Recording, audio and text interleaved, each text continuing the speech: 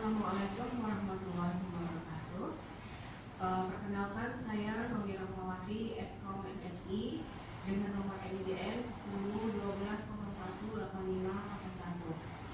Saya merupakan dosen tetap pada tahun 2021 pada program studi sistem informasi di kampus ITS NU Jambi dengan nomor SK 001-DPH-PT-ITS-NU-IJBI-6-2021. Video ini saya buat untuk memaparkan proses pembelajaran yang saya lakukan kepada mahasiswa-mahasiswi ITS NU Jambi pada mata kuliah algoritma dan pemrograman dengan kode STI 124 dengan jumlah SKS 3 SKS, di mana 1 SKS penjabaran secara teori dan 2 SKS dilakukan secara praktek ataupun tugas. Mata kuliah algoritma pemrograman adalah mata kuliah yang wajib diambil oleh adik-adik mahasiswa sistem informasi pada semester genap, yaitu semester 2. Adapun metode pembelajaran yang saya lakukan adalah secara online melalui Google Meet ataupun Zoom Meeting. Kemudian ada kelas Google Classroom. Kemudian secara offline saya lakukan di laboratorium komputer ITS NU Jambi. Adapun algoritma pemrograman ini adalah mengajarkan dasar pemrograman yang mana fokus pada algoritma, tipe data, struktur, serta alir dari struktur pemrograman secara sederhana. Adapun capaian yang didapat oleh mahasiswa-mahasiswi adalah 1. Mahasiswa mampu menjelaskan algoritma dan pemrograman secara teori. Yang kedua, mahasiswa mampu membuat alur dari flowchart dengan menggunakan aplikasi Draw.io, Visio ataupun UML. Kemudian mahasiswa mampu membuat program sederhana dengan menggunakan bahasa pemrograman Turbo Pascal ataupun JavaScript yang telah kami pelajarin. Kemudian mahasiswa mampu membuat program melalui studi kasus yang telah dilakukan oleh adik-adik mahasiswa di laboratorium dalam pembuatan program 3 dimensi berupa kubus ataupun 3 dimensi tabung. Dalam penilaian yang saya berikan kepada adik-adik mahasiswa terdiri dari 10% absensi, untuk tugas dan diskusi itu sebanyak 30%, untuk unit ataupun UTS itu 30%, dan 30% untuk UAS. Adapun metode dari pembelajaran ini saya lakukan adalah secara pemberian materi melalui ceramah, diskusi, studi kasus maupun tugas-tugas di luar dari perkuliahan yang diberikan waktu sampai akhir semester, di mana adik-adik disuruh membuat untuk pemrograman running text, di mana salah satu tugas tambahan kepada adik-adik mahasiswa dalam meningkatkan skill dan kemampuan mereka dalam pemrograman sederhana.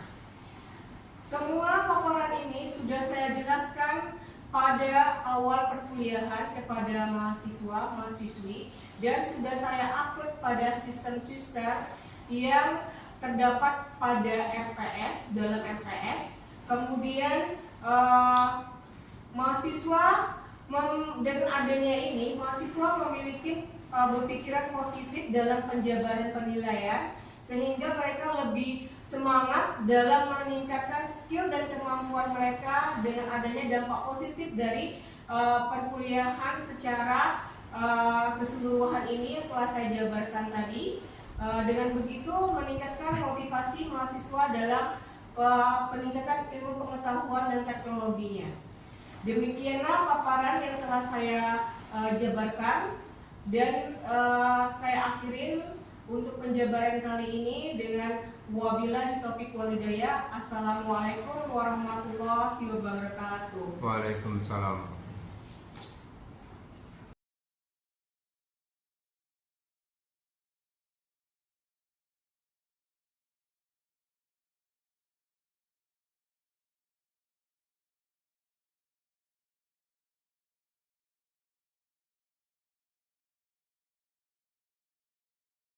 Berikut saya tampilkan video pengajaran saya secara offline. Assalamualaikum warahmatullahi wabarakatuh. Waalaikumsalam warahmatullahi wabarakatuh. Selamat siang adik-adik semuanya. Ya, Bu. Hari ini kita masuk pada pertemuan ke-10. Sebelum kita membahas materi selection atau if pada algoritma pemrograman dan akan kita praktekkan dengan menggunakan dasar pemrograman Turbo Pascal, kita akan kembali flashback sedikit tentang penggunaan dari flowchart dalam pembuatan alur kegiatan kehidupan hari-hari yang telah kalian lakukan. Nah, untuk pertemuan sebelumnya kita sudah membahas tentang itu flowchart.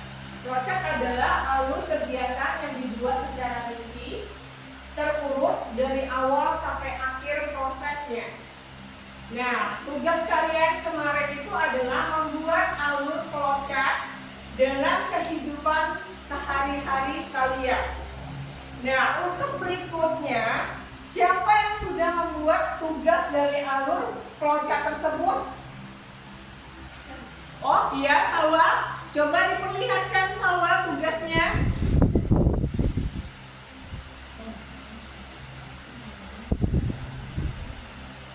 Oke, tugas yang dibuat oleh Salwa sudah benar karena sudah terurut dari proses mulai, kemudian penginputan, kemudian adanya pemilihan atau decision, serta if, kemudian sampai dia melakukan proses selesai. Oke, untuk tugas flowchart yang dibuat oleh Salwa itu sudah benar. Untuk kalian, kalau ada yang mau bertanya lagi tentang tugasnya, dipersilakan sebelum saya melanjutkan pada mata kuliah selection atau pemilihan dengan Turbo Pascal atau if. Ada yang mau tanya lagi? Oke, jika tidak ada yang bertanya, saya akan lanjut tentang materi selection atau pilihan. Nah, pada materi selection atau pilihan ini adalah kalian diberikan kebebasan untuk memilih. Di sini memilih if, ada jika. Jadi selection ini akan dilakukan atau terlaksana jika ada pilihan lebih dari satu jawaban. Jika salah atau false, dia akan mencari jawaban itu sampai benar, baru dia menghasilkan selesai. Tapi jika dia masih menghasilkan salah, dia tetap melakukan pengulangan atau looping, sehingga dia terus melakukan proses pengulangan sampai benar-benar mendapatkan hasil yang benar. Berikut contoh dari Turbo Pascal.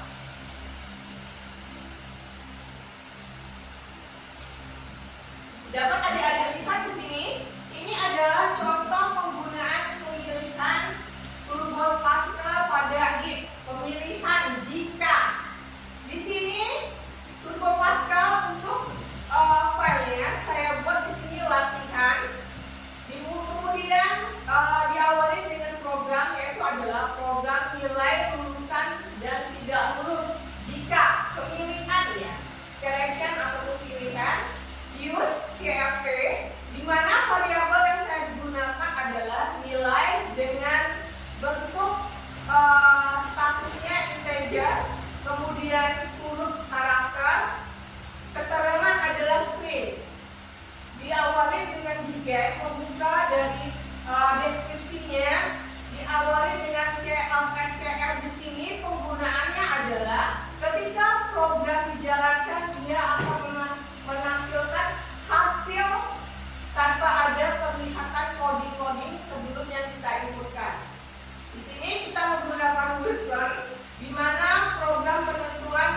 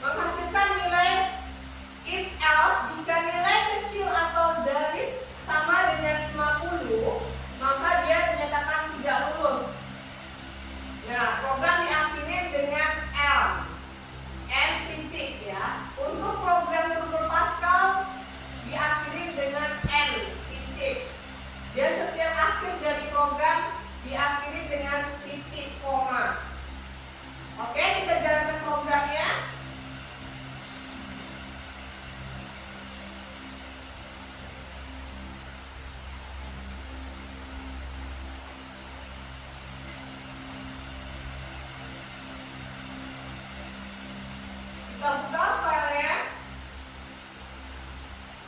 Di sini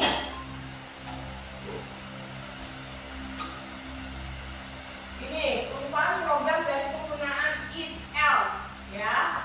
Kita jalankan programnya. Di sini kita buat misalnya masukkan nilai akhir mahasiswa misalnya 25 hasil UAS mahasiswa. Nah, mereka akan mendapatkan nilai E dengan keterangan mereka gagal dan mengulang kembali mata kuliah yang sama. Untuk semester berikutnya, bisa juga mereka mengambil semester pendek pada liburan akhir semester ini. Sampai sini paham tentang penggunaan if? Ada yang mau ditanyakan?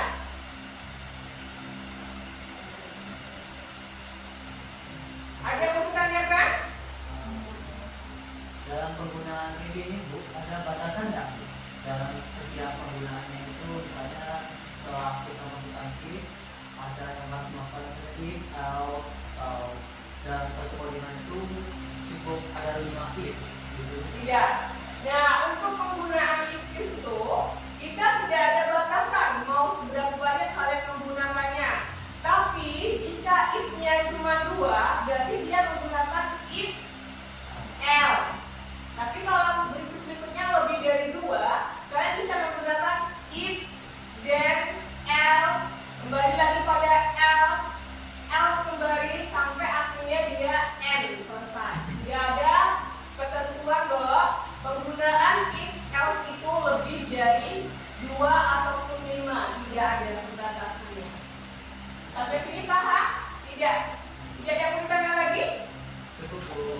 Oke, jika sudah paham, kalian akan saya berikan tugas mengkodingnya dengan penggunaan Turbo Pascal, di mana adalah penggunaan dari tugas studi kasus yang telah saya buat. Tugasnya seperti ini, di mana kalian diwajibkan membuat contoh ya. 1. Kalian ingat atau boleh kalian catat di laptop kalian masing-masing, sebuah perusahaan memiliki 3 golongan karyawan, yang mana terdiri dari golongan A dengan gaji 5 juta, golongan B dengan gaji 6.500.000, dan golongan C dengan gaji 7 juta. Nah, dari 3 golongan ini, setiap karyawan memiliki jam lembur. Yang pertama, jika mereka lembur 1 jam, mereka akan mendapatkan 30% dari hasil gaji golongan tadi. Sesuai misalnya golongan A tadi 5 juta, maka 30% dihitung jam lemburnya. Jika dia 1 jam lemburnya dikalikan 30%, jika 2 jam dia dikalikan dengan 35%, jika 4 jam dia akan dikalikan dengan 40%. Nah, jadi kalian buat dengan program Turbo Pascal if else dari penggunaan jam lemburnya tadi. Kita kumpulkan besok di pertemuan ke-11 pada hari Selasa jam 10 pagi. Kalian presentasikan satu-satu, sekalian kita diskusikan sama-sama. Kemudian kalian bisa melihat dari kuis yang sudah saya buat pada kakot yang sudah saya share di grup kalian masing-masing.